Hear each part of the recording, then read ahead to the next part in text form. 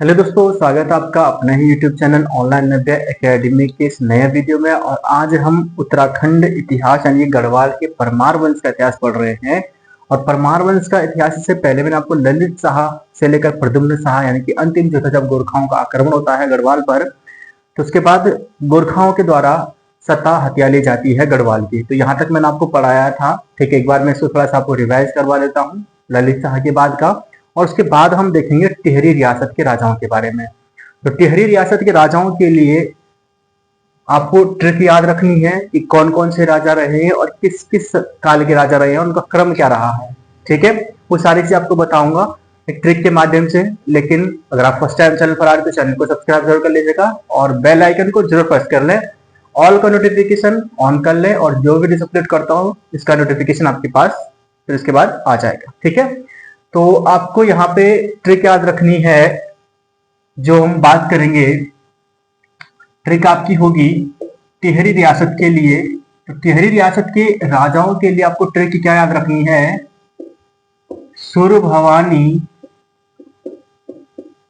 सुरभवानी प्रताप की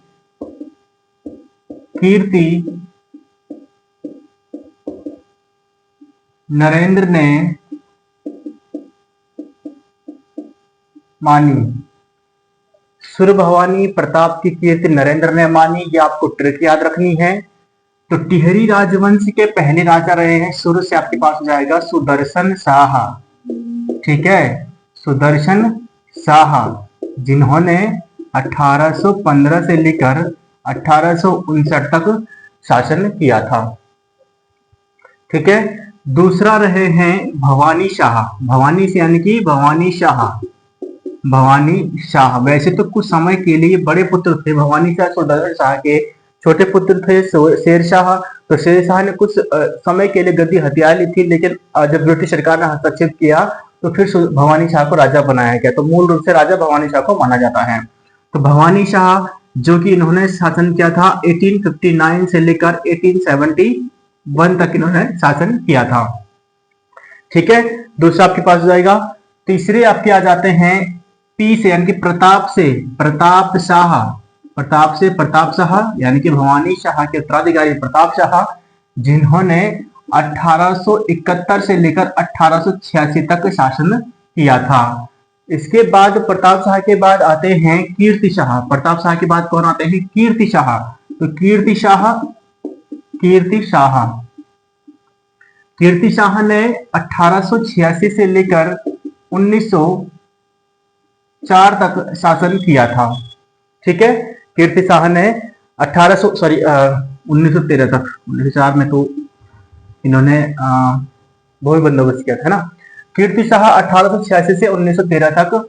जिसके बाद कीर्ति शाह के बाद आते हैं नरेंद्र शाह। तो नरेंद्र शाह ने जो शासन किया था, इनका शासनकाल था 1913 से 1946 तक। और मानी से आपके पास आ जाएगा मानवेंद्र शाह। और मानवेंद्र शाह ने 1946 से 1949 यानी कि 1 अगस्त 1949 को भारत में टिहरी का विलय हो जाता है। तो 1949 तक इन्होंने शासन किया था मानवेंद्र शाह ने। तो ये आपके कुल मिलाकर जो राजा रहे हैं 1, 2, 3, 4, 5 और 6 राजा जो है वो टिहरी रियासत में रहे हैं। इसी में यहाँ पे आपको टिहरी बंदोबस्त जब पढ़ाऊंगा, जब भूमि बंदोबस्त होता है, यहीं पे इसको भी मैं क्लियर कर देता हूँ यहाँ पे। तो देखो टिहरी जो राजवंश जो था, टिहरी राजवंश के समय कुल मिला के 5 भूमि बंदोबस्त हुए हैं। कितने भूमि बंदोबस्त हैं? 5 भूमि बंदोबस्त हुए हैं। अब 5 भूमि बंदोबस्त किसने नहीं करवाया है? यहाँ से मानवेंद्र शाह को हटा दो। ठीक है, मानवेंद्र शाह ने कोई भूमि बंदोबस्त नहीं करवाया था। उसके बाद जब बात करेंगे तो पहला सुदर्शन शाह ने करवाया था, दूसरा भवानी शाह ने करवाया था, तीसरा प्रताप शाह ने करवाया था, चौथा कीर्ति शाह ने करवाया था और 5वां नरेंद्र शाह ने करवाया था। तो जो क्रम है राजाओं का, उसी क्रम के हिसाब से पहला भूमि बंदोबस्त पहले राजा के द्वारा यानी कि सुदर्शन शाह के द्वारा, दूसरा भूमि बंदोबस्त दूसरे राजा यानी कि भवानी शाह के द्वारा, तीसरा भूमि बंदोबस्त यानी कि तीसरे राजा यानी कि प्रताप शाह के द्वारा, चौथा भूमि बंदोबस्त यानी कि चौथे राजा कीर्ति शाह के द्वारा, पांचवा भूमि बंदोबस्त जो क्या था तो पांचवें टिहरी रियासत के राजा नरेंद्र शाह के द्वारा किया गया था छठवें राजा आते हैं मानवेंद्र शाह, इनके द्वारा कोई भूमि बंदोबस्त नहीं करवाया गया था। ठीक है, सुदर्शन शाह, अब इसमें बात करेंगे तो पहला भूमि बंदोबस्त जो था सुदर्शन शाह के द्वारा करवाया गया था, वो करवाया गया था 1813 में, पहला भूमि बंदोबस्त करवाया गया 1823 में, सॉरी, पहला भूमि बंदोबस्त करवाया गया था 1823 में, पहला भूमि बंदोबस्त सुदर्शन शाह के द्वारा। फिर इसके बाद भवानी शाह, भवानी शाह ने दूसरा भूमि बंदोबस्त किया था, जो कि उन्होंने किया था 1861 में। ठीक है, दूसरा जो किया था वो क्या था 1861 में किया था भवानी शाह ने। ठीक है, उसके बाद प्रताप शाह ने 1871 से 1886 से शासन किया था, तो 1873 में तीसरा भूमि बंदोबस्त किया गया था प्रताप शाह के द्वारा। 1873 में तीसरा भूमि बंदोबस्त करवाया गया था। चौथा भूमि बंदोबस्त कीर्ति शाह के शासनकाल में हुआ था, चौथे राजा थे, और चौथा भूमि बंदोबस्त इनके द्वारा करवाया गया था। किस समय करवाया गया था? ये करवाया गया था 1904 में करवाया गया था चौथा भूमि बंदोबस्त टिहरी गढ़वाल का। तो चौथा भूमि बंदोबस्त टिहरी गढ़वाल का जो करवाया गया था, वो करवाया गया था कीर्ति शाह के द्वारा। प्रताप शाह के द्वारा किए गए जो भूमि बंदोबस्त होता है उसको हम ज्यूला पेमाइश के नाम से भी जानते हैं। किसके नाम से? ज्यूला पेमाइश के नाम से भी जानते हैं। अगला यहाँ पे आ जाता है कीर्ति शाह ने चौथा करवाया था, और पांचवा करवाया था नरेंद्र शाह ने। पांचवा नरेंद्र शाह ने करवाया था, वो करवाया था 1924 में। पांचवा भूमि बंदोबस्त नरेंद्र शाह के द्वारा 1924 में करवाया गया था, जिसको डोरी पैमाइश भी कहा जाता है। जिसको क्या कहा जाता है? डोरी पैमाइश के नाम से भी इसको जाना जाता है, जो इनके द्वारा भूमि बंदोबस्त करवाया गया था। जिसके मुखिया जो थे वो जोध सिंह नेगी को माना जाता है। तो ये जो यहाँ पे आपके पास एक तो चीज आपको क्या याद हो गई, यहाँ पे आपको याद हो गया कि टिहरी में राजा कौन कौन रहे हैं।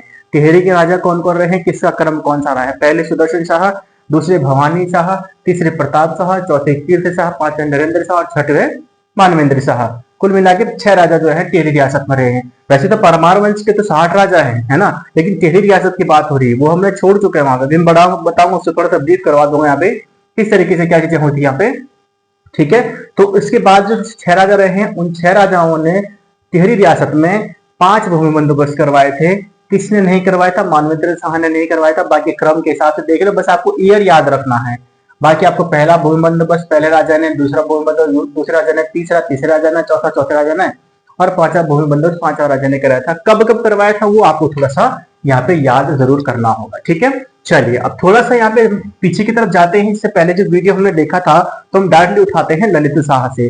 कहां से उठाते हैं? ललित शाह से। हम देखिए कि ललित शाह के बाद ही जो चीजें होती है वो ललित शाह के बाद ही होती है यहाँ पे। ठीक है, अब ललित शाह जो थे, यानी कि ललित शाह प्रदीप शाह के जो बाद आते हैं ललित शाह, राजा ललित शाह जो थे, तो राजा ललित शाह का शासनकाल अगर हम बात करेंगे तो 1772 में राजा बनते हैं ललित शाह।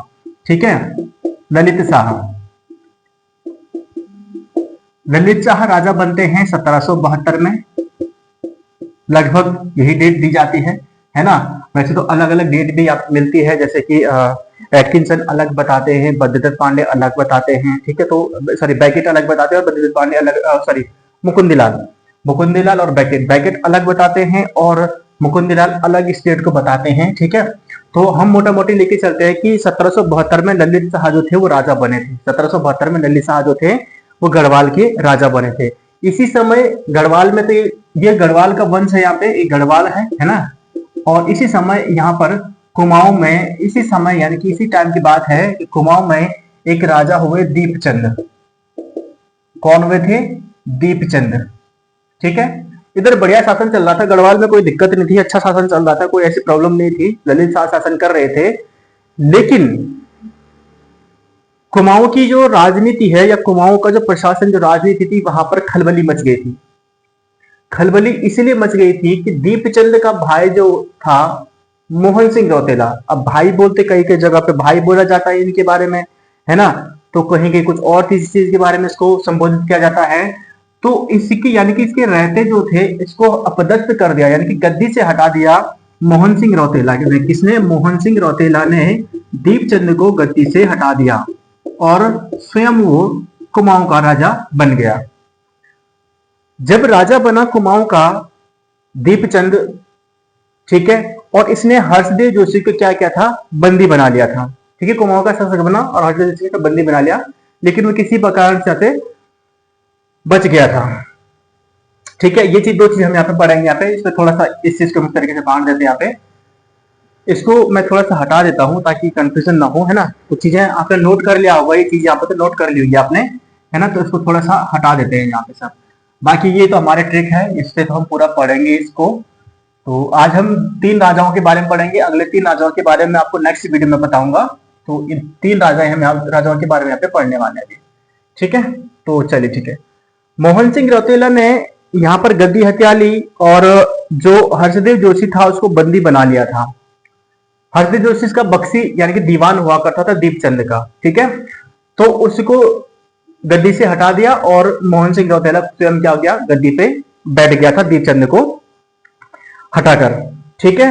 अब ललित शाह के समय जो थे, यहाँ पर एक तरफ ललित शाह सिखों के युद्धों से लड़ रहे थे और दूसरी तरफ जो है हर्षदेव जोशी ने जब भाग निकले थे, तो हर्षदेव जोशी ने ललित शाह से मदद मांगी कि वे गढ़वाल यानी कि कुमाऊं को मोहन सिंह रौतेला जो गद्दी पर नियमानुसार तो नहीं थे कि उसने अपदस्थ कर दिया था, नियम तो ये था कि दीपचंद को बिठा दिया गया था तो उसको शासन चलाना चाहिए था। लेकिन मोहन सिंह रौतेला ने वहां पे बीच में क्या कर दिया, उसको हटा के खुद गद्दी पर बैठ गए, जो कि उसके मंत्रियों को या उसके जो भी दीपचंद का जो राज दरबारी जो थे उनको पसंद नहीं आई ये बात। तो उसके बख्शी या दीवान जो थे हर्षदेव जोशी थे, तो हर्षदेव जोशी ने ललित शाह को आक्रमण करने के लिए कुमाऊं में न्योता दिया, ठीक है। लेकिन इधर भी 1775 और 1778 में 2 युद्ध होते हैं ललित शाह और सिखों के बीच। 2 बार ललित शाह ने सिखों का सामना किया है, 1775 और 1778 में, ठीक है। 2 बार आक्रमण किया था। और इसमें जो एक और युद्ध आता है जो कई बार पूछा जाता है, 1779 में 2 युद्ध होते हैं 1779 में। एक तो होता है सिरमौर का युद्ध, एक सिरमौर का युद्ध होता है जो कि ललित शाह और सिखों के बीच हुआ था। किसके बीच हुआ था? ललित शाह और सिखों के बीच हुआ था।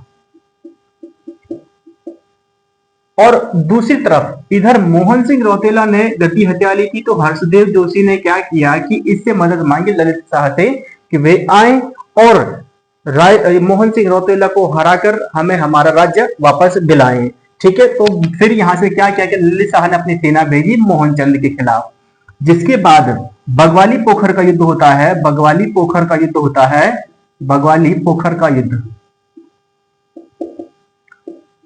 भगवाली पोखर का युद्ध होता है 1779 में। भगवाली पोखर का युद्ध 1779 में होता है, जो कि ललित शाह और मोहन सिंह के बीच, मोहन सिंह रौतेला के बीच हो जाता है। इस युद्ध में मोहन सिंह रौतेला हार जाता है और उसकी जो सेना जो पूरी हार जाती है वो भागकर लखनऊ चला जाता है, ठीक है। वो भाग जाकर क्या कर जाता है, लखनऊ चला जाता है। और ललित शाह ने यहाँ पे मान सिंह को, यहाँ पे यानी कि मोहन सिंह को यहाँ पे क्या कर दिया था, हरा दिया था। और मोहन सिंह इसके बाद लखनऊ चला जाता है, जिसके बाद ललित शाह जो है अपने पुत्र यानी कि प्रद्युम्न शाह को यहाँ पे गद्दी पर बिठाते हैं। प्रद्युम्न शाह यहाँ पर गद्दी पर बैठ जाता है। प्रद्युम्न शाह यहाँ पर प्रद्युम्न चंद के नाम से गद्दी पर बैठता है और स्वयं को वो क्या कर देता है, दीपचंद का पुत्र घोषित कर देता है। दत्तक पुत्र, गोद लिया हुआ पुत्र उसे घोषित कर देता है स्वयं को और राजभार चलाने लग जाता है कुमाऊं का। जो हर्षदेव जोशी जिसने ललित शाह को गढ़वाल पर आक्रमण करने के लिए कहा था, उसको यहाँ पर प्रद्युम्न शाह का प्रधानमंत्री बनाया जाता है। प्रधानमंत्री जो था प्रद्युम्न शाह का, वो कौन था, किसको बनाया जाता है, हर्षदेव जोशी को बनाया जाता है। बात यहां तक क्लियर हुई? यहाँ तक आपको अच्छे से समझ में आ गया होगा कि क्या चीज यहाँ पे चल रही है, ठीक है। इधर जो था गढ़वाल का परमार वंश शासन कर रहा था, ललित शाह शासन कर रहा है। ललित शाह ने ललित शाह के यहाँ पे जो थे 4 पुत्र थे, है ना। ललित शाह के कितने पुत्र थे, 4 पुत्र थे। पहला जो था यानी कि जयकृत शाह, ठीक है, जयकृत शाह, प्रद्युम्न शाह, पराक्रम शाह और प्रीतम शाह। ये 4 पुत्र थे ललित शाह के। ललित शाह ने अपने पुत्र प्रद्युम्न शाह को क्या कर दिया, कुमाऊं का राजा बना दिया। कुमाऊं का राजा जब बना था और स्वयं को उसने दत्तक पुत्र घोषित किया था, तो हवालबाग का जो क्षेत्र है, एक तो बगवाली पोखर का युद्ध होता है, तो उसी के आसपास का हवालबाग क्षेत्र जो था, हवालबाग नामक स्थान पर ललित शाह की सेना ने डेरा जमाए रखा था। इस बीच में ललित शाह को मलेरिया हो जाता है, जिस कारण से ललित शाह की मृत्यु हो जाती है। ललित शाह की मृत्यु हुई इधर, इधर प्रद्युम्न शाह राजा बन चुका था कुमाऊं का, इधर ललित शाह की मृत्यु होती है, तो फिर ललित शाह का पुत्र जयकृत शाह जो है वो राजा बन जाता है। अब यहाँ पे आते हैं जयकृत शाह के बारे में। जयकृत शाह जैसे राजा बनता है, ठीक है, जयकृत शाह क्या करता है, जब राजा बनता है 1780 के आसपास, तो 1780 से 1786 तक इसका शासनकाल रहा है। अब ब्रैकेट बताते हैं कि 1780 से 1786, वहीं बैरिस्टर मुकुंदलाल कहते हैं कि 1780 से 1785, ठीक है, लेकिन तर्क संगत दोनों में अलग अलग यहाँ पे तर्क अलग अलग दिए जाते हैं, तो हम इसी को मान के चलते हैं 1786 मोस्टली जो है शासनकाल जो है मिलता है। तो जयकृत शाह 1780 से 1786 तक शासन करता है। इधर कुमाऊं पर परमार वंश का शासन था, यानी कि जो कुमाऊं पर चंद वंश के शासक के रूप में प्रद्युम्न चंद या प्रद्युम्न शाह शासन कर रहा था। गढ़वाल पर परमार वंश शासन कर रहा था। ललित शाह की मृत्यु के बाद ललित शाह का पुत्र जयकृत शाह राजा बन जाता है, ठीक है। जयकृत शाह के समय जो था, इसके जो दरबारी जो थे, जयकृत शाह के समय इसके दरबारी जो थे वो डोभाल और खंडूरी, जो दरबार जो जयकृत शाह था वो खंडूरी और डोभाल इन दो गुटों में बट गए थे, जिसमें जो डोभाल का जो था वो था कृपाराम डोभाल, जो किसका मुख्तार हुआ करता था, मुख्य सेनापति जिसको बोल सकते हैं, जो किसका क्या था, मुख्तार था। मुख्तार का मतलब यहाँ पे हो जाता है कि महामंत्री, है ना। मुख्तार जो कृपाराम डोभाल इसका मुख्तार था, और खंडूरी में कौन था, नित्यानंद खंडूरी। नित्यानंद खंडूरी, नित्यानंद खंडूरी इसका फौजदार था।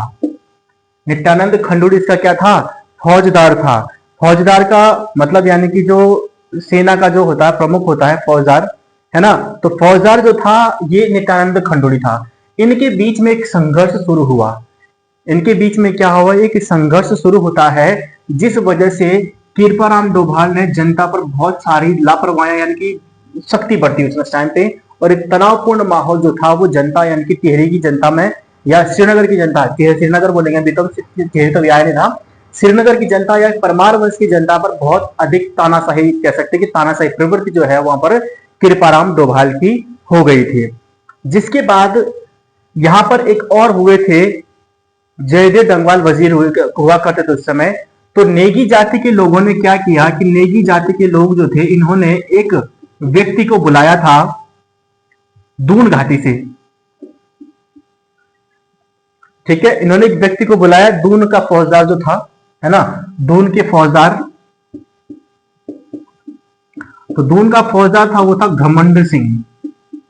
इन्होंने घमंड सिंह को, नेगी जाति के लोगों को, इनका व्यवहार जो कृपाराम डोभाल ने तानाशाहपूर्ण या तनावपूर्ण व्यवहार जो या माहौल जो खड़ा किया था उससे खुश नहीं थे नेगी जाति के लोग। तो उन्होंने क्या किया कि दून के जो फौजदार थे घमंड सिंह को गढ़वाल बुलाया और कृपाराम डोभाल से मुक्ति के लिए, अपने आप को बचाने के लिए, जनता की मुक्ति के लिए उससे प्रार्थना की, सहायता मांगी, सीधी सी बात सहायता मांगी। तो जब घमंड सिंह आया गढ़वाल तो इसने सबसे पहले क्या किया कि इसने कृपाराम डोभाल को मार दिया, ठीक है। कृपाराम डोभाल को घमंड सिंह ने मार दिया। घमंड सिंह ने क्या कर दिया, कृपाराम डोभाल को मार दिया, और कृपाराम डोभाल क्या था, मुख्तार था, और स्वयं क्या बन गया, मुख्तार बन गया। अब यहाँ पे मुख्तार यानी कि महामंत्री जो था वो बन गया घमंड सिंह, श्रीनगर का मुख्तार, श्रीनगर राज्य का मुख्तार, या परमार वंश राज्य का या परमार राज्य का मुख्तार जो था वो घमंड सिंह बन गया। अब ये माहौल यहाँ पे चल रहा था, कृपाराम डोभाल मारा जा चुका था। अब घमंड सिंह जैसा चाहे वैसा राजा से करवा सकता था। तो ऐसा कहा जाता है कि इस समय यानी कि इसके समय जो राजा जो थे जयकृत शाह जो थे वो इसके हाथों की कठपुतली बन के रह गए थे, घमंड सिंह के हाथों की कठपुतली बनकर रह गए थे। जिसके बाद जयकृत शाह ने एक जगत प्रकाश राजा हुए हैं, सिरमौर के राजा जगत प्रकाश से मदद मांगी। जयकृत शाह ने कहा कि मेरा राज्य जो है वो बड़ी मुश्किलों में है ना, क्योंकि मुश्किल तो भाई एक ही इंसान का चल रहा, राजा का कुछ है ही नहीं, इसके हाथ कठपुतली, जैसे ये बोल रहा वैसे राजा नाच रहा है, वैसे राजा को करना पड़ रहा है। तो जगत प्रकाश से मदद मांगी तो जगत प्रकाश ने फिर गढ़वाल पर आक्रमण किया। जगत प्रकाश ने फिर क्या किया, गढ़वाल पर आक्रमण किया, जहां पर कपरौली का युद्ध होता है, कपरौली का युद्ध। अब यहां पे सबसे बड़ी बात ये थी, देखो भी इस इसके बारे में आगे पढ़ेंगे। कपरौली का युद्ध होता है। अब कपरौली का युद्ध यहाँ पे देखो, जब जयकृत शाह को थाई ये तो शासन कर रहा था, घमंड सिंह इसके हिसाब से चला रहा था, अपने हिसाब से चला रहा था। लेकिन यहाँ पे सबसे बड़ी गलती क्या होती है कि प्रद्युम्न शाह को कुमाऊं का राज्य मिल चुका था, लेकिन प्रद्युम्न शाह के दिल में लालच आ गया यहाँ पे, और वो चाहता था कि मैं गढ़वाल का भी राजा बन जाऊं। तो इसी ने प्रद्युम्न शाह, पराक्रम शाह और जाति यानी कि नेगी जाति के विजयराम नेगी, इन तीनों की सेना जो थी वो जयकृत शाह के खिलाफ थी। जयकृत शाह के साथ कौन था, जगत प्रकाश। तो जगत प्रकाश ने इन तीनों की संयुक्त सेना को पराजित किया, श्रीनगर आया, घमंड सिंह का यहाँ पे खात्मा कर दिया, घमंड सिंह को मार दिया, और फिर जाकर कुछ हिसाब से राज्य जो था वो चलने लगा। ठीक है, तो घमंड सिंह का वध कर दिया था इन तीनों की सेना को। कपरौली के युद्ध में जगत प्रकाश ने जयकृत शाह का साथ देकर इन तीनों को यानी कि पराक्रम शाह, प्रद्युम्न शाह, विजयराम नेगी की संयुक्त सेना को पराजित किया था और श्रीनगर आकर घमंड सिंह का वध कर दिया। ठीक है, जयकृत शाह एक राखी नामक कर दिया करता था, राखी नामक कर देता था। किसको देता था, रक्षा के लिए, यानी कि अपने आप पर युद्ध न करें, है ना। अब ये अपने घर के अंदर के लोग भी अगर युद्ध कर रहे थे तो बाहर वालों से आदमी कब लड़ेगा। तो सिखों के उसने क्या किया था कि सिखों से बचने के लिए, सिखों के आक्रमण से बचने के लिए उनको राखी नामक कर दिया करता था। इसलिए कहा जाता है कि घर में अगर सही माहौल न हो तो बाहर वाले भी आपके ऊपर किसी भी प्रकार से हावी हो सकते हैं। तो सबसे पहले अपने घर का माहौल ठीक होना चाहिए, है ना। तो घर के लोग ये कि अपना भाई था पराक्रम शाह, प्रद्युम्न शाह अपना भाई था उसका, लेकिन उन्होंने ही जयकृत शाह के खिलाफ लड़ना शुरू कर दिया था। ठीक है, जहां पे ये चीज तो यही बताती है ना, क्योंकि उसके खिलाफ सेना खड़ी करना मतलब सीधी सी बात है कि प्रद्युम्न शाह या पराक्रम शाह किसी के भी मन में लालच आ गया था। चलिए ठीक है, यहां तक बात खत्म हो जाती है। इसके बाद इन सब चीजों से परेशान होकर अंत में 1786 में आदमी हार गया, जयकृत शाह हार गया और उसने 1786 में देवप्रयाग के रघुनाथ मंदिर में आत्महत्या कर ली, खुद का जीवन उसने वहां पे खत्म कर दिया। मौलाराम बताते हैं कि मरते समय जयकृत शाह ने पराक्रम शाह और प्रद्युम्न शाह दोनों को श्राप दिया था। वो श्राप आगे जाके फलीभूत भी हुआ जब गोरखा शासकों ने प्रद्युम्न शाह को मार डाला और प्रद्युम्न शाह के पूरी जो कहते हैं कि राजपाट जो है हत्या लिया था। यहाँ पे ये चीज भी हो सकती थी कि प्रद्युम्न शाह कुमाऊं का राजपाट चला रहा होता है और अपने भाई को गढ़वाल का राजपाट करने देता और दोनों मिल कर रहे थे, तो गढ़वाल या कुमाऊं पर किसी प्रकार का न तो कोई अंग्रेजी शासन शुरू होता न कोई गोरखा शासन शुरू होता। ठीक है, तो इसलिए कहते हैं कि अपने आप में या घर में जो होना चाहिए माहौल अपने बीच में, तो लालच जो था प्रद्युम्न शाह के मन में भी यहाँ पे आ चुका था।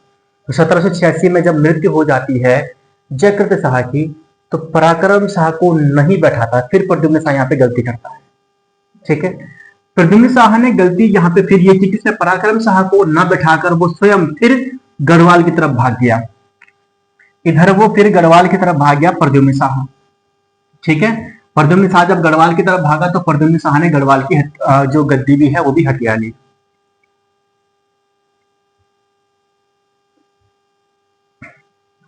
1786 में प्रद्युम्न शाह गढ़वाल आ गया और उसने गढ़वाल की गद्दी हथिया ली।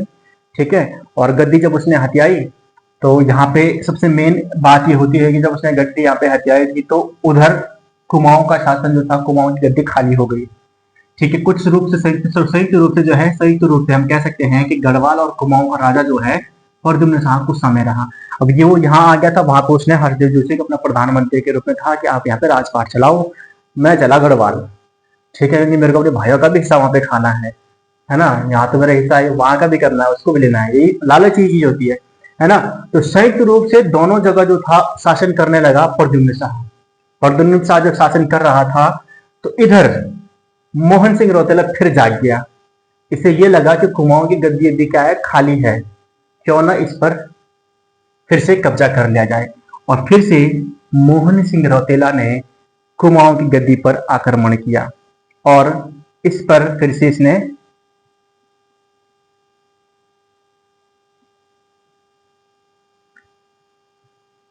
प्रद्युम्न शाह मोहन सिंह रौतेला जो था वो फिर से यहाँ पे गद्दी पे बैठ गया।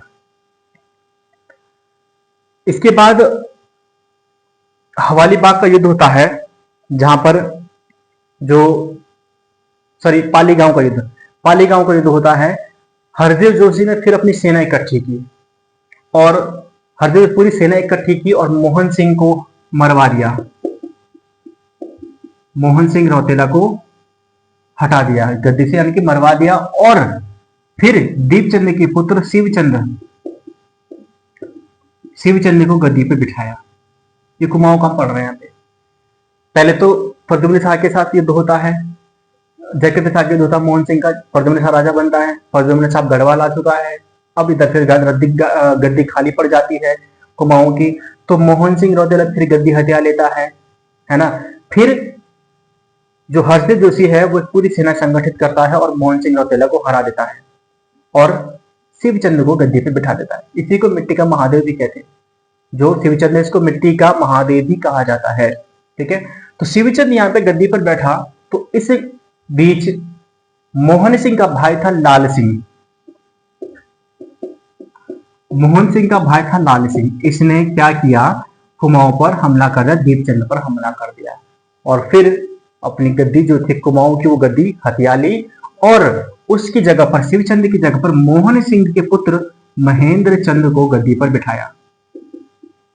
महेंद्र चंद को गद्दी पर बिठा देता है। महेंद्र चंद यहाँ पे गद्दी पे बैठा तो अब मजबूर होकर हर्षदेव जोशी जो है उन्होंने गोरखा शासन को, यानी कि गोरखाओं को गढ़वाल पर आक्रमण करने के लिए कहा था। ठीक है, गोरखाओं को आक्रमण करने के लिए न्योता दिया कुमाऊं पर, जिसके बाद अमर सिंह थापा और हर्षदल चौतरिया के नेतृत्व में जो था, या बलभद्र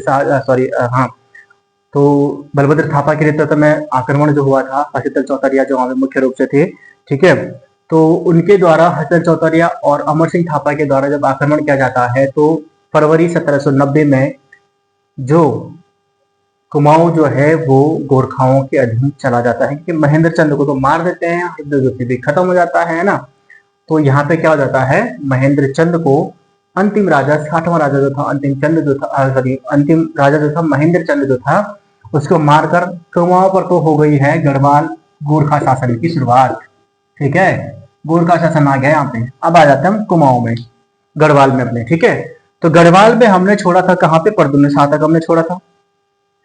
प्रद्युम्न शाह जब गद्दी पे बैठे, 1786 में गद्दी पे बैठे थे, तो 1786 में क्या होता है कि 1786 में गद्दी पर बैठते हैं और 1804 तक इनका शासनकाल रहता है।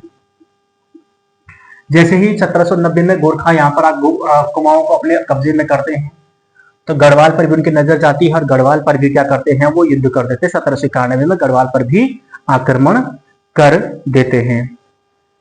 ठीक है, कुमाऊं को जीतने के बाद गोरखाओं की नजर जो है वो पड़ती है गढ़वाल पर भी वो आक्रमण कर देते हैं। जिसके बाद 1791 में प्रद्युम्न शाह और गोरखाओं के बीच एक युद्ध होता है, लंगूरगढ़ का युद्ध, जिसमें जो होता है लंगूरगढ़ का युद्ध होता है, जिसमें उन्हें हार का सामना करना पड़ता है, इसको गोरखाओं को। ठीक है, लेकिन फिर भी 25,000 रुपये जो है व्यय देने के साथ साथ ये संधि की जाती है कि दोबारा कभी भी गोरखा जो है वो गढ़वाल पर आक्रमण नहीं करेंगे। लेकिन इसका उन्होंने उल्लंघन किया 1803 में। 1803 में जब भारत यानी कि उत्तराखंड जो था, गढ़वाल क्षेत्र जो था, भयंकर भूकंप से पीड़ित था। एक तरफ अकाल भूकंप है, अपनी जनता को आदमी राजा देख रहा है। देखिए, श्राप मैंने आपको पहले जयकृत शाह ने श्राप दिया था।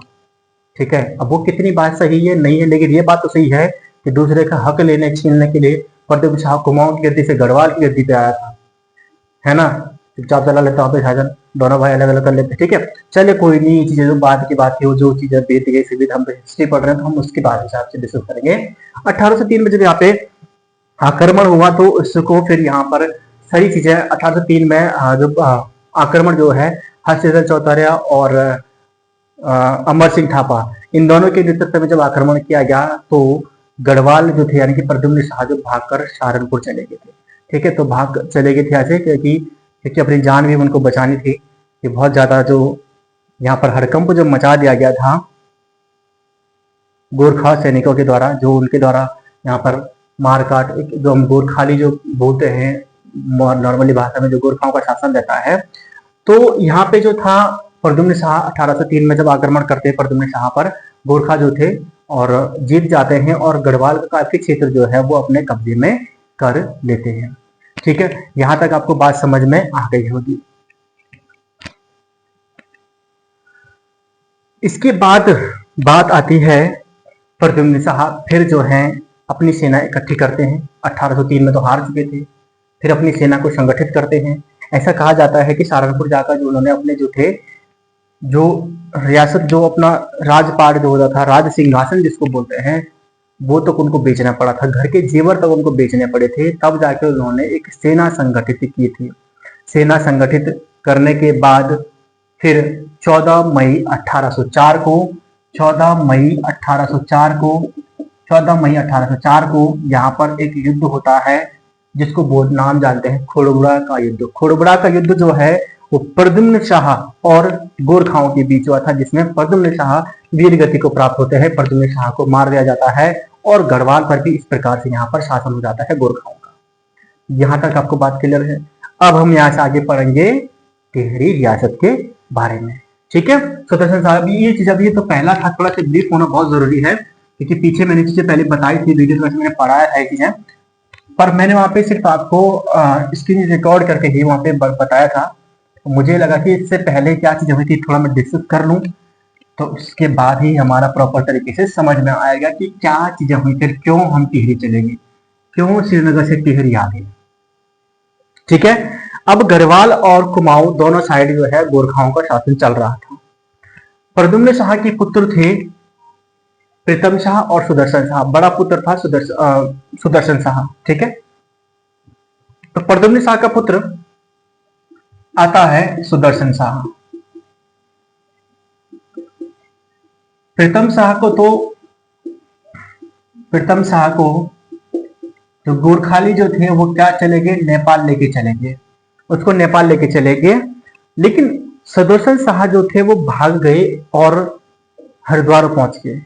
ठीक है, भागकर कहां पहुंच गए, हरिद्वार पहुंच गए थे। ठीक है, प्रद्युम्न शाह को गढ़वाल का हुमायूं भी कहा जाता है ना। जैसे हुमायूं का आपने देखा, शेरशाह सूरी और हुमायूं का जो युद्ध होता है तो अलग अलग युद्ध में हारता है हुमायूं शेरशाह सूरी से, बाद में भागकर चला जाता है, लेकिन फिर दोबारा से जो पंजाब के राजा का जो युद्ध होता है तो शेरशाह सूरी के साथ, तो उसका फायदा उठाता है। शेरशाह सूरी मर चुका था, लेकिन उसका फायदा उठाकर दोबारा अपनी गद्दी को हथियाता है या दोबारा अपनी गद्दी लेता है, तो फिर इसलिए इसको हुमायूं के नाम से जाना जाता है ना।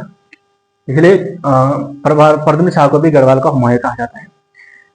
तो यहाँ पे सुदर्शन शाह जो थे, सुदर्शन शाह उस समय भाग चले गए, क्योंकि इनके बड़े वाले पुत्र यानी कि जो प्रीतम शाह को तो गोरखा जो थे वो लेते चले गए थे नेपाल, और सुदर्शन शाह जो थे वो भाग चले गए थे यहाँ से, भाग के पहुंचे हरिद्वार। ठीक है, तो हरिद्वार 1804 हमने पढ़ा था कि 1804 में क्या हुआ था। 1804 में सुदर्शन शाह यानी कि 1804 में गढ़वाल पर गोरखाओं का शासन हो गया था। तो 1804 से 1814 तक इनका एक निर्वासन काल बताया जाता है सुदर्शन शाह का। इस समय इन्होंने जो अपना निर्वासन काल बिताया था वो हरिद्वार में बिताया था, और हरिद्वार के कनखल और ज्वालापुर में बिताया था। अपना जो टाइम पीरियड जो था, प्रवासन काल जो था, वो उन्होंने ज्वालापुर और कनखल में बिताया था। इसी बीच जब बरेली गए थे या बरेली प्रवास जब करे थे, बरेली में रह रहे थे सुदर्शन शाह, बरेली में सुदर्शन शाह जब रह रहे थे तो इनकी मुलाकात हुई कैप्टन हियर्सी से प्रद्युम्न शाह या सुदर्शन शाह की मुलाकात हुई कैप्टन हियर्सी से। कैप्टन हियर्सी जब इनकी मुलाकात होती है तो इन्होंने वहां पर अपनी जो यानी कि दून और चंडी परगना जो था, दून एवं चंडी परगना जो था वो कैप्टन हियर्सी को बेच दिया। कितने में, 3005 रुपये में। 3005 में इन्होंने इसको बेच दिया, जिसके बाद अंग्रेजी सेना यानी कि जब 1804 में इनसे मुलाकात यहाँ पे होती है 1814 में, तो फिर सुदर्शन शाह ने वॉरेन हेस्टिंग यानी कि लॉर्ड हेस्टिंग, वॉरेन हेस्टिंग नहीं, लॉर्ड हेस्टिंग्स से मदद मांगी गढ़वाल को गोरखाओं से मुक्त करने के लिए, जिसके बाद 1814 में लॉर्ड हेस्टिंग्स ने कुमाऊं पर या गोरखाओं के विरुद्ध जो है वो अपनी सेना भेज दी। अपनी सेना भेज दी कहां पर? गढ़वाल को मुक्त करने के लिए, गोरखालियों से या गोरखा शासन से मुक्त करने के लिए 1814 में। अब गोरखाओं और अंग्रेजों के बीच युद्ध होता है। फिर उसके बाद गोरखा जो थे वो पूरा गढ़वाल क्षेत्र जो है अलग अलग भागों में, जब हम पढ़ेंगे कि 4 अलग अलग क्षेत्रों में बंटकर गोरखाओं पर अंग्रेजों के द्वारा आक्रमण किया गया और इस तरीके से जो है गढ़वाल जो था वो स्वतंत्र हुआ। फिर से गढ़वाल स्वतंत्र हुआ। फिर उसके बाद कुमाऊं की तरफ बढ़े गोरखाली अंग्रेज और वहां से भी गोरखाओं को खदेड़ दिया। ठीक है, तो इस तरीके से गढ़वाल और कुमाऊं जो था वो पूर्ण रूप से अब क्या हो गया था? ब्रिटिश शासन के अंतर्गत आ गया था। अब ब्रिटिश शासन के अंतर्गत की अभी बात करते हैं, 1814 की बात हम यहाँ पे कर रहे हैं। ठीक है, इसी बीच में 1814 में जब सेना आती है, अंग्रेजी सेना आती है, तो गढ़वाल और कुमाऊं मैंने आपको बता दिया था कि ब्रिटिश शासन के अंतर्गत चला जाता है। इसी बीच में जो अंग्रेज जो थे वो कहते हैं कि 7 लाख रुपए जो था, जो बात हुई थी सुदर्शन शाह से 7 लाख रुपए व्यय देने की, जो उनके द्वारा यानी कि क्या था कि स्वतंत्र करवाने के लिए, गोरखाओं से मुक्त कराने के लिए 7 लाख रुपए जो देने थे, उसका आरोप जो है सुदर्शन शाह पर लगाते हैं। तो 7 लाख व्यय न देने के कारण गोरखा यानी जो ब्रिटिश लोग हैं, अंग्रेज जो है वो श्रीनगर पर कब्जा कर लेते हैं। श्रीनगर पर कब्जा कर लेते हैं। ये गोरे किसी के ना हुए।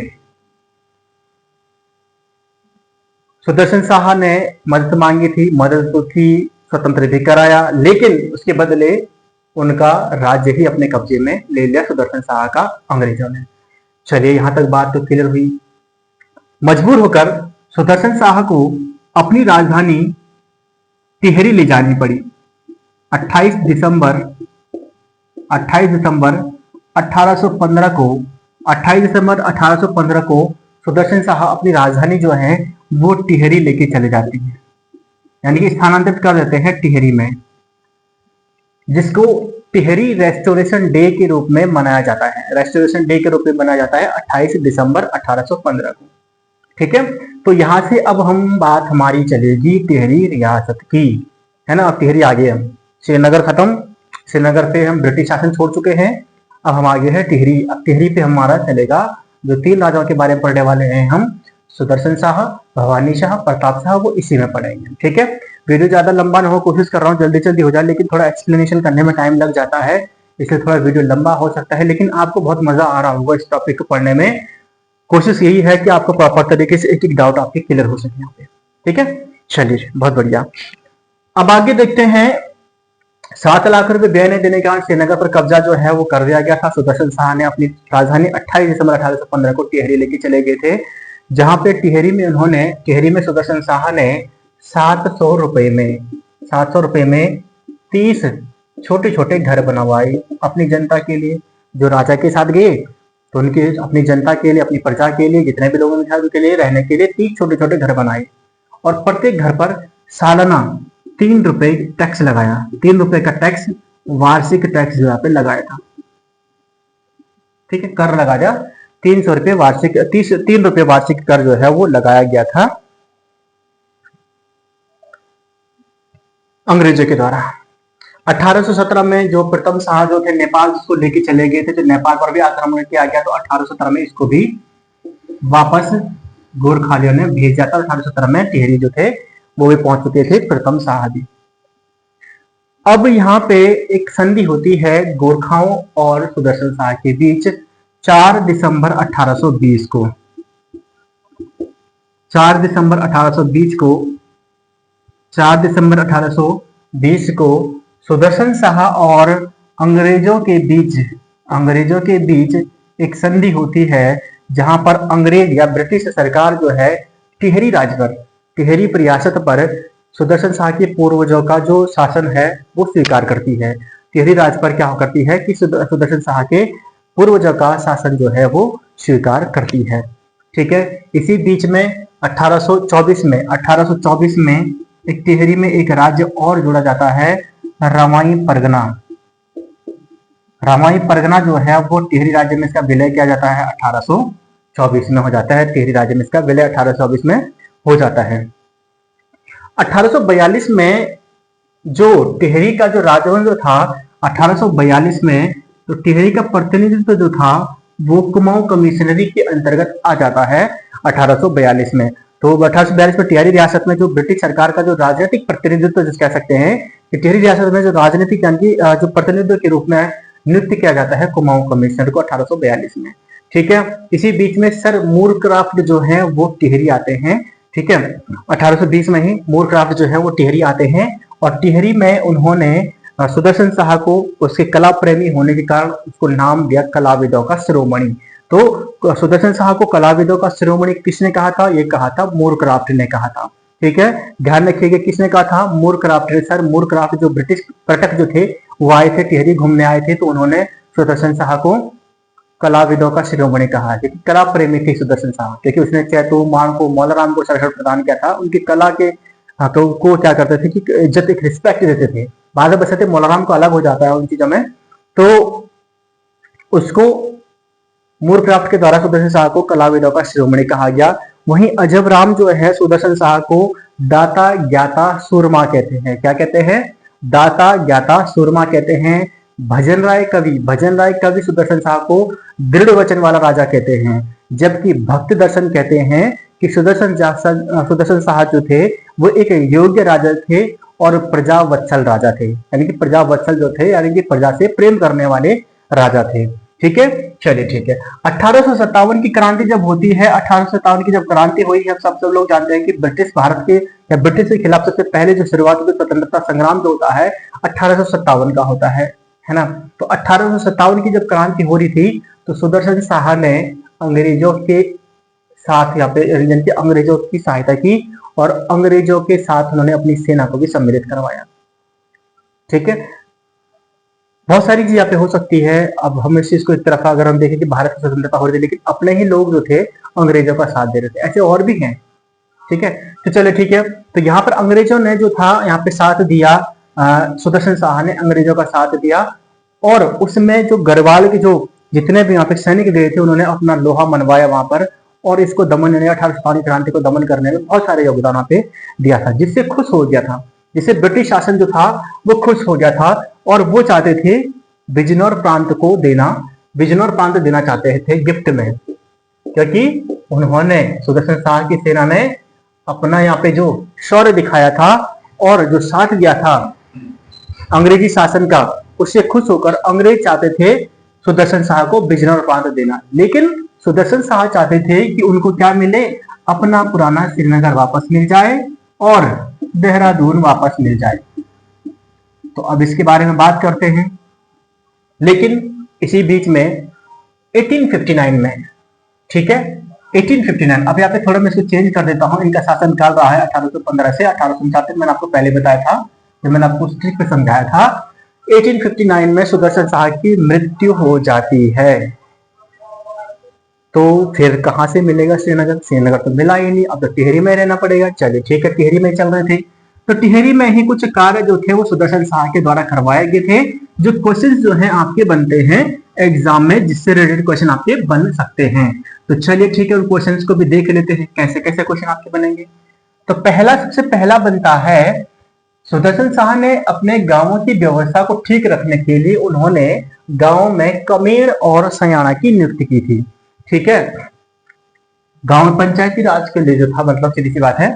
तो सुदर्शन शाह की अगर हम यहाँ पे बात करें सुदर्शन शाह के कार्य क्या क्या थे, तो सुदर्शन शाह ने सबसे पहले तो उन्होंने गांवों की व्यवस्था के लिए कमीण और सयाना की नियुक्ति की थी। तो कमीण और सयाना की नियुक्ति की थी। वहीं अगर हम बात करते हैं कुमाऊं के चंद्रवंश की, तो वहां पर बूढ़ा और सयाना की नियुक्ति की थी सोमचंद ने। तो ध्यान रखिएगा इस चीज को, ठीक है। तो पहले तो उन्होंने गांवों की व्यवस्था के लिए कमीण और सयाना की नियुक्ति की थी। साथ ही एक अधिकारी नियुक्त किया कामदार नाम से। क्या था? कामदार नामक एक अधिकारी नियुक्त किया था, जो कि किसका कार्य क्या होता था? राजस्व एकत्रित करता था। ये राजस्व एकत्रित करने के लिए सुदर्शन शाह ने कामदार की नियुक्ति की और साथ ही गांवों की व्यवस्थाओं के लिए कम एवं सयाणों की नियुक्ति की थी। सुदर्शन शाह ने चैतु, माणकू और मौलाराम, चैतु, माणकू और मौलाराम को संरक्षण प्रदान किया था। ठीक है, मौलाराम की रचना है सुदर्शन दर्शन। मौलाराम की कविता है सुदर्शन दर्शन, जहां पर कहते हैं कि सुदर्शन शाह के द्वारा सही तरीके से, यानी कह सकते उचित सम्मान जो है वो मौलाराम को नहीं दिया गया था। अब क्यों नहीं दिया गया था? क्योंकि सुदर्शन मौलाराम ने गोरखा शासकों की प्रशंसा कर ली थी। अपनी कविताओं के हिसाब से उसने क्या कर दिया था कि जरिए उसने गोरखा शासकों की यहाँ पे क्या कर दी थी, तारीफ कर दी थी, जिससे सुदर्शन शाह खिन्न हो गया, गुस्सा हो गया और उसने इसको उचित सम्मान देना बंद कर दिया।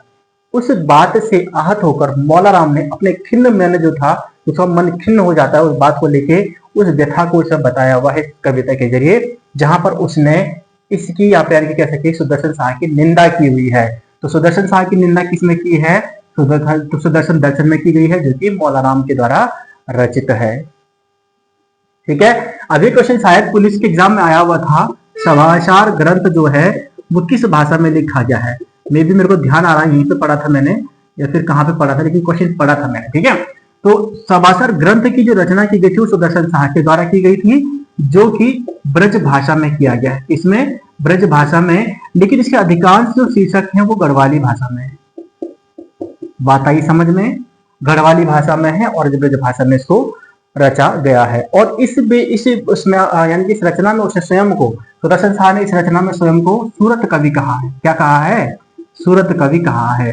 टिहरी की जनता सुदर्शन शाह को बोलांदा बदरीस कहती थी। टिहरी की जनता बोलांदा बदरीस, टिहरी जनता कहती थी सुदर्शन शाह को, या हम कह सकते कि टिहरी नरेशों की जो पदवी जो कह सकते कि राजा जो बुलाती थी, टिहरी नरेशों को बोलांदा बदरीस के नाम से ही बुलाती थी। ठीक है, क्लियर है? बोलांदा बदरीस जनता बुलाती थी। मूरक्राफ्ट ने कलाविदों का शिरोमणि कहा है। अजब राम ने सुदर्शन शाह को दाता ज्ञाता सुरमा कहा है। भक्त दर्शन ने इसको प्रजावत्सल यानी कि योग्य और प्रजावत्सल राजा कहा है। वहीं भजन राय कवि ने दृढ़ वचन वाला राजा कहा है। तो उनके अलग अलग नाम है, कोई भी आपके पास क्वेश्चन पूछ सकता है, योग्य ट्रिपल एस है तो कुछ भी पूछ सकता है। ठीक है, तो सुदर्शन दर्शन की में इसने अपने खिन्न मेल की जो व्यथा जो है वो मौलाराम ने बताई है, जहां पे उसने राजा के लिए अनेक जो है अलग अलग तरीके के शब्द जो है निंदा के रूप, जैसे कि सूप, कृपण, खश्या, नृप आदि शब्दों का उसने प्रयोग किया है सुदर्शन दर्शन में। सभासर ग्रंथ की रचना जो है, सभासर ग्रंथ की रचना ब्रजभाषा में, सभासर ग्रंथ की रचना सुदर्शन शाह के द्वारा की गई है और इससे कई जो आपके जो शीर्षक है वो गढ़वाली भाषा में है। वहीं सूरत कवि जो है, सूरत कवि के नाम से हमको आपके सुदर्शन शाह ने संबोधित किया है। ठीक है, इसी के समय 1851 में इसी के समय सुदर्शन शाह के समय अठूड़ विद्रोह हुआ था। अठूड़ विद्रोह हुआ था जो कि किसके द्वारा किया गया था? किस द्वारा किया गया था? सकलाना की जनता के द्वारा किया गया था। सकलाना की जनता के द्वारा अठूड़ विद्रोह यहाँ पे किया गया था। ठीक है, सभासार के साथ साथ जो इसने 4 प्रकार की, यानी कि जो सुदर्शन शाह है इसने 4 प्रकार की अदालतें बनाई थी। एक तो दीवानी अदालत, दीवानी, फौजदारी, ठीक है, दीवानी अदालत, फौजदारी अदालत और कलेक्टरी, कलेक्टरी और सरसरी, कलेक्टरी और सरसरी। तो 4 प्रकार की अदालतें जो हैं वो बनाई थी सुदर्शन शाह ने। जहां पे दीवानी की बात करेंगे तो छोटी दीवानी, बड़ी दीवानी, 2 प्रकार की अदालतें सुदर्शन शाह के द्वारा ही बनाई गई थी। 1848 में सुदर्शन शाह ने यहाँ पर एक राजभवन भी बना दिया। टिहरी में एक राजभवन बनाया था, राजा का दरबार राजभवन, जो कि आज पानी में विलय हो चुका है।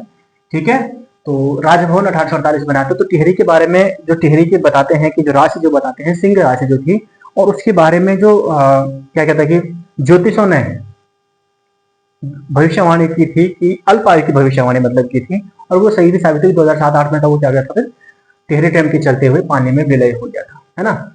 चलिए ठीक है, ये तो था हमारे पास सुदर्शन शाह के बारे में। सुदर्शन शाह के जो एक वहां पे जो कवि जो रहे, कुमाऊं के कवि जो गोमानी पंत और मनोरथ विद्वान भी उनके दरबार में आए थे, और हरिदत्त शर्मा उनके एक राज कवि हुआ करते थे सुदर्शन शाह के, जिन्होंने धर्मवल्ली और सभाभूषण की रचना की थी।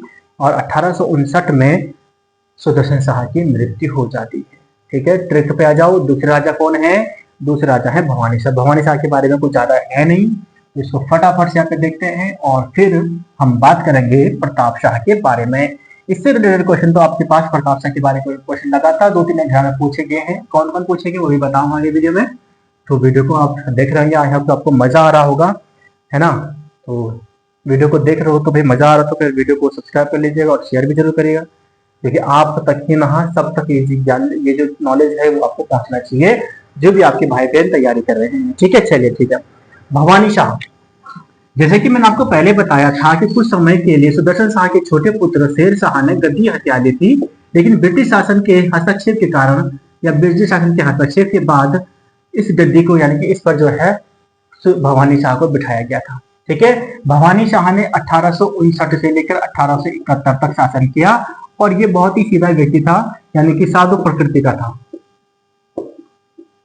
साधु प्रकृति का राजा था। और इसकी माता का नाम था गुणदेवी। भवानी शाह की माता का नाम क्या था? गुणदेवी था। क्या था? गुणदेवी था। ठीक है, भवानी शाह ने 1859 से 1871 तक शासन किया। तो एक क्वेश्चन आपके पास पूछा गया था,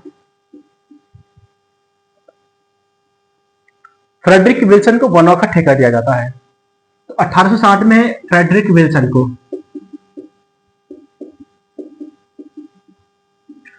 विल्सन को वनों का ठेका 1860 में जो दिया जाता है वो भवानी शाह के द्वारा दिया जाता है। और इसके बाद जो आपको पता ही है कि सेब की खेती सबसे पहले जो की गई थी गढ़वाल में, वो फ्रेडरिक विल्सन के द्वारा शुरू की गई थी। आलू की प्रजाति भी जो फ्रेडरिक विल्सन के द्वारा शुरू की गई थी, हम कृषि में पढ़ेंगे इसके बारे में। तो जिसका नाम पे आलू की खेती के ना करने के नाम पे विल्सन नाम की प्रजाति आलू की भी है, एक नाम उसके नाम पे पड़ा हुआ है ना। तो हरसिल में इसने बहुत सारे सेब के बागान वगैरह लगवाए थे। तो 1860 में भवानी शाह ने वनों का ठेका जो है वो फ्रेडरिक विल्सन को दे दिया था। ठीक है, तो 1851 में हमने ऊपर पढ़ा था, सुदर्शन शाह के बारे में पढ़ा था। 1851 में वहां पर एक विद्रोह हुआ था, अठोट विद्रोह, जिसके चलते भवानी शाह को ये चीज ध्यान आई और उन्होंने क्या किया, 12 आना बीसी व्यवस्था जो है वो शुरू की थी। ठीक है, तो क्या क्या था? 12 आना बीसी भूमि व्यवस्था शुरू की थी। अब ये भूमि व्यवस्था क्या थी भाई? कौन सी थी ये भूमि व्यवस्था? मैंने आपको पहले बताया था, दूसरी भूमि व्यवस्था थी। दूसरा भूमि बंदोबस्त, टिहरी रियासत का दूसरा भूमि बंदोबस्त था। ठीक है, जो कब किया गया था? 1861 में किया गया था। 1861 में किया गया था, जिसको 12 आना बीसी व्यवस्था के नाम से जाना जाता है। ठीक है, बात क्लियर है? तो यहाँ पे भवानी शाह के बारे में कुछ ज्यादा है नहीं, इतना ही है, इतना आप अच्छे से पढ़ लीजिएगा। ठीक है, चलिए ठीक है। अगला हम यहाँ पे देखते हैं प्रताप शाह जी के बारे में। तो थोड़ा सा प्रताप शाह के बारे में, ये तो कम था लेकिन थोड़ा सा हमारा जो पीछे जो था ब्रीफ करना था उसमें थोड़ा सा टाइम लग गया। चलो कोई नहीं, आपको मजा आया होगा, आपका रिवीजन भी हो गया होगा अगर आपने पहले वीडियो देखी हुई है तो। ठीक है, चलिए ठीक है। प्रताप शाह जो थे, इन्होंने 1871 से लेकर 1886 तक शासन किया।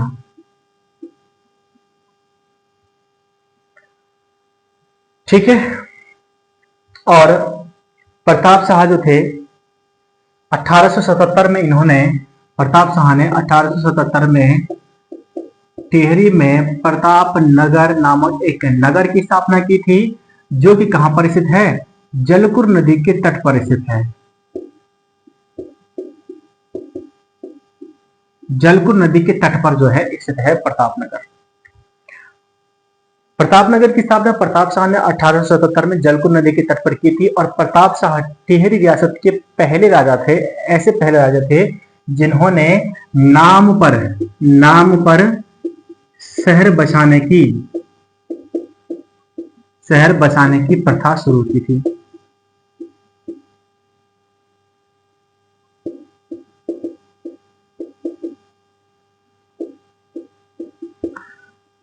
तो नाम पर शहर बसाने की प्रथा शुरू करने वाले पहले राजा प्रताप शाह रहे हैं, है ना। तो जिन्होंने इसके स्वयं के नाम पर, मतलब स्वयं के नाम पर, है ना, तो यहाँ पे लिख देते हैं स्वयं के नाम पर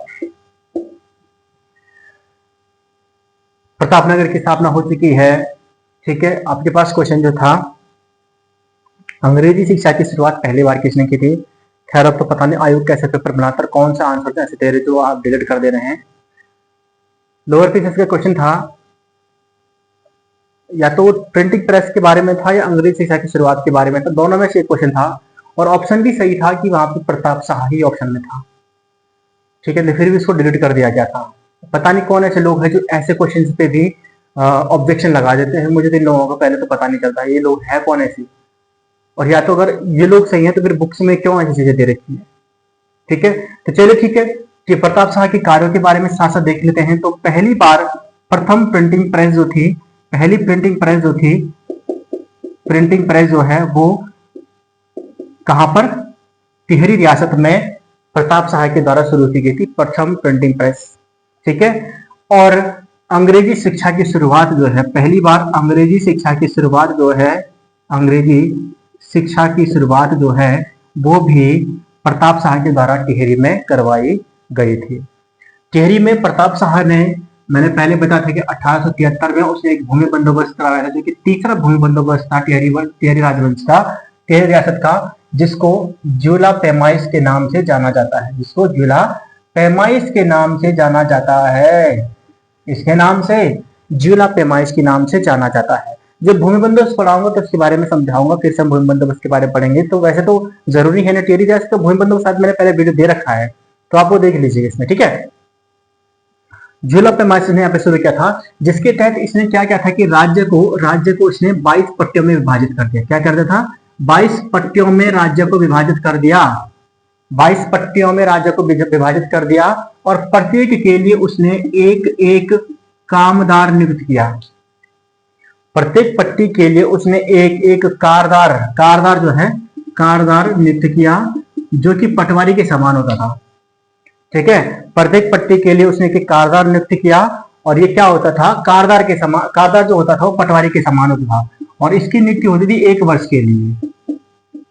1 वर्ष के लिए इसने प्रत्येक पट्टी के लिए एक कारदार नियुक्त किया, जो कि पटवारी के बराबर जो होता था। ठीक है, साथ ही प्रताप शाह ने टिहरी में, इसने टिहरी से मसूरी और श्रीनगर राष्ट्रीय राजमार्ग जो है, या राजमार्ग का जो है निर्माण करवाया था।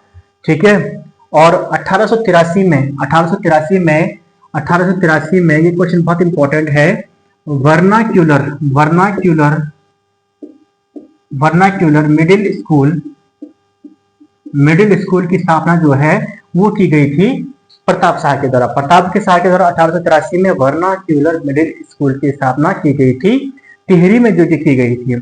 ठीक है, जिसको बाद में कीर्ति शाह ने प्रताप हाई स्कूल और नरेंद्र शाह ने प्रताप इंटर कॉलेज में बदल दिया था, नाम बदला था इनका। ठीक है, प्रताप शाह ने टिहरी में चीफ कोर्ट एवं हजूर कोर्ट और चीफ कोर्ट की जो है वो स्थापना की प्रताप शाह ने कुमाऊं में। ठीक है, साथ ही प्रताप शाह ने पहला खैराती सफाखाना जो है 1876 में खैराती सफाखाना, पहला खैराती सफाखाना जो खोला था टिहरी में 1876 में प्रताप शाह ने। प्रताप शाह के 3 पुत्र हुए हैं, कीर्ति शाह हुए हैं, विचित्र शाह हुए हैं और सुरेंद्र शाह हुए हैं। ठीक है, 3 इनके पुत्र हुए हैं। प्रताप शाह ने 1885 में इन्होंने अपनी रानी, इनकी रानी का नाम था महारानी गुलेरिया इनकी रानी थी, पत्नी थी। महारानी गुलेरिया की मदद से या उनकी सलाह पर उन्होंने 3 प्रकार के कर जो थे उनसे, राज्य से यानी कि प्रजा से 3 प्रकार के कर हटा दिए गए थे। तो एक प्रकार का बेगार होता था खैण कर, जिसको प्रताप शाह ने समाप्त कर दिया था। दूसरा होता था पाला बिसाऊ या बिसाऊ कर या बिसाह कर। ठीक है, तो दूसरा होता था कौन सा, बिसाह कर के अंतर्गत क्या होता था कि इसके तहत जो था पाला बिसाह या पाला बिसाऊ प्रथा, जिसको दोनों को मिला के बोलते हैं, जिसको हम पढ़ेंगे लक्ष्मी कटहत के बारे में। तो बिसाह जो था, इस कर में क्या होता था कि अन्न जो होता था एकत्रित करके राज्य के भंडार में पहुंचाना होता था, राज दरबार के भंडार में यानी कि रूप में भंडार में उसको पहुंचाना होता था। ठीक है, तीसरी प्रथा क्या थी, पाला प्रथा थी। पाला प्रथा का मतलब होता था कि जो ये प्रथा जो चलाई जाती थी, दूध दही घी को राज दरबार में पहुंचाना होता था।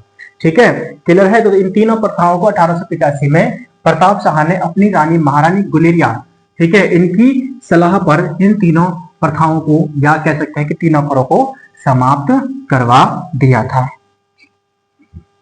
चलिए ठीक है, अब आगे देखते हैं।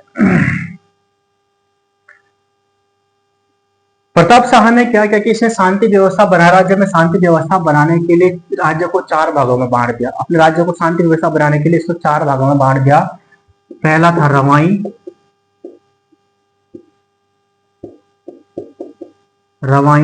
टकनौर, पहला था रवाई, टकनौर, चिल्ला और देवप्रयाग, चिल्ला और देवप्रयाग। रवाई, टकनौर, चिल्ला और देवप्रयाग 4 राज्यों में इसने अपने राज्य को बांट दिया था प्रताप शाह ने शांति व्यवस्था बनाने के लिए, ठीक है। और इसने एक नियम बनाया था, प्रताप शाह कहते हैं कि नियम बनाया था कि अपने राज्य के प्रजा का सुख दुख जानने के लिए इसने नियम बनाया था कि भ्रमण करना है, राज्य का भ्रमण करना है, ठीक है। तो हमने ऊपर भी बात की थी महारानी गुलेरिया की, तो महारानी गुलेरिया के बारे में हम आगे पढ़ेंगे जब हम कीर्ति शाह को गद्दी पे बैठाएंगे, ठीक है। तो महारानी गुलेरिया,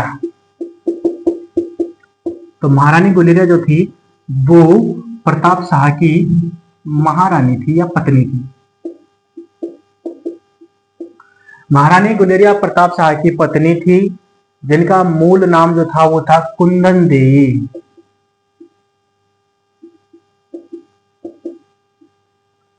कुंदन देवी, ठीक है।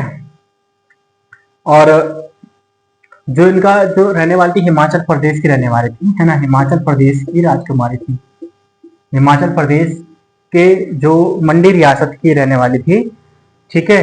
तो ऐसा कहा जाता है कि प्रताप शाह की जब मृत्यु हुई थी तो 1 वर्ष तक शोक के रूप में पूरी टिहरी रियासत में मनाया गया था।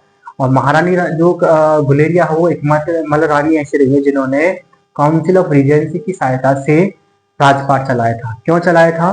क्योंकि जब प्रताप शाह की मृत्यु हुई तो उसके बाद कीर्ति शाह जो थे अल्पवयस्क थे, छोटे थे, तो उनकी संरक्षिका के रूप में महारानी गुलेरिया जो बिठाई गई थी, ठीक है। तो ये जो हमारा जो क्रम चलता है पृथ्वीपति शाह से चलता है, ठीक है। अगर हम बात करेंगे पृथ्वीपति शाह, पृथ्वीपति शाह की जो संरक्षिका थी वो थी कर्णावती,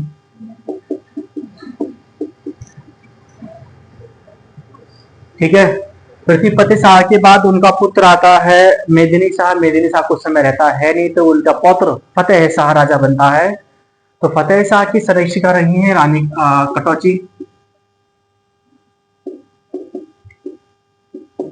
फतेह शाह की कौन थी? राजमाता कटौची, ठीक है। फिर प्रदीप शाह की संरक्षिका रही हैं प्रदीप शाह, फतेह शाह के प्रदीप शाह, और इनकी रही हैं कुंदन देवी, कनक देवी प्रदीप शाह की। और फिर उसके बाद हम डायरेक्टली पढ़ते हैं किसके बारे में? कीर्ति शाह के बारे में। तो कीर्ति शाह की संरक्षिका थी महारानी गुलेरिया। इसके बाद नरेंद्र शाह की भी संरक्षिका रही है, नरेंद्र शाह की संरक्षिका रही है राजमाता कटौची, ठीक है। सॉरी, राजमाता नेपालिया, कटौची ने नेपालिया, 9 से नरेंद्र, 9 से नेपालिया, ठीक है। राजमाता नेपालिया रही है। तो दोस्तों ये था आपके पास सुदर्शन शाह। हमने पढ़ा सुदर्शन शाह के बारे में, भवानी शाह के बारे में और प्रताप शाह के बारे में। नेक्स्ट वीडियो में हम कीर्ति शाह और नरेंद्र शाह और मानवेंद्र शाह के बारे में पढ़ेंगे। तो वहां पे हमारा टिहरी रियासत खत्म हो जाएगा। देन उसके बाद हम टिहरी रियासत की भूमि व्यवस्था, प्रशासनिक व्यवस्था किस प्रकार से थी वो अलग अगली वीडियो में हम वहाँ पे डिस्कस करेंगे, ठीक है। वीडियो कैसा लगा कमेंट बॉक्स में जरूर बताइएगा, और वीडियो पढ़ के आपको मजा आया, सारी चीज आपको रिवीजन अच्छे से हुई या नहीं हुई ये जरूर बताइएगा, और वीडियो को लाइक शेयर जरूर करिएगा। फर्स्ट टाइम चैनल पर आते चैनल को सब्सक्राइब जरूर कर लीजिएगा। मिलते हैं जल्द ही नई वीडियो के साथ, तब तक के लिए जय हिंद, जय भारत, जय उत्तराखंड।